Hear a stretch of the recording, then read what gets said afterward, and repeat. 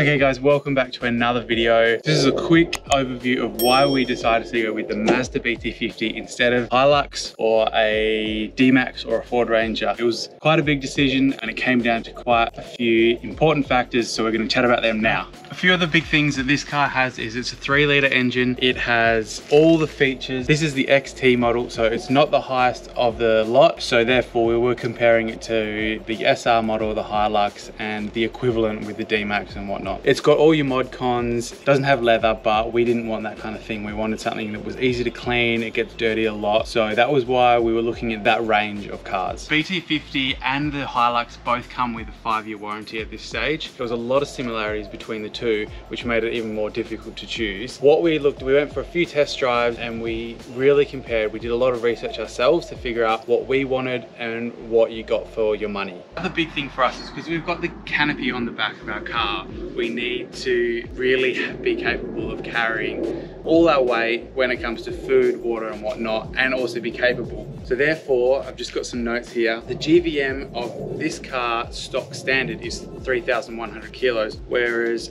the GVM of the Hilux is only 3,050.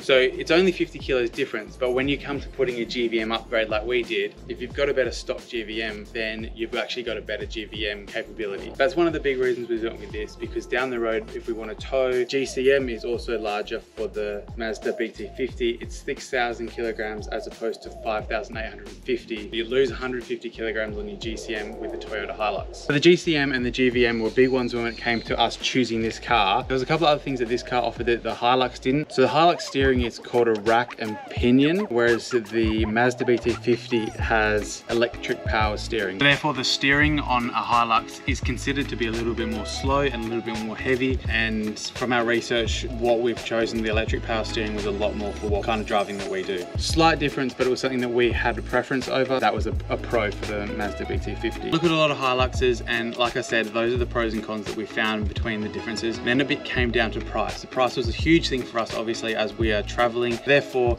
a Hilux having the Toyota badge seems to push it up a bit, and from what we found, it was quite significantly more than the Mazda BT50. So once we had eliminated the fact that Hilux were just way too far out of our price range, and we decided to not worry about looking at things like the Triton, Ford Ranger and that kind of thing, we decided to compare the BT50 with the D-Max itself.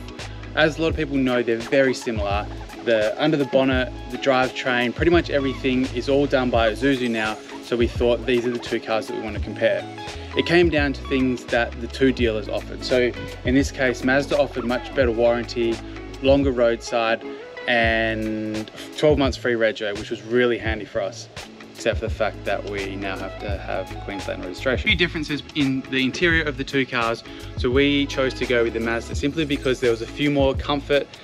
We found the seats were better and the interior was just a little bit more user-friendly. So that is what we chose. After comparing all these different type of cars, we did come down to, like I said, the Mazda and the Isuzu, and then what sold us in the end was purely the price. I contacted quite a few dealers in and around Brisbane, and we found that Toowong Mazda offered us a way better price than anyone else could. We also managed to get an upgraded tray and the rock grey colour, for significantly cheaper than any other dealers were offering.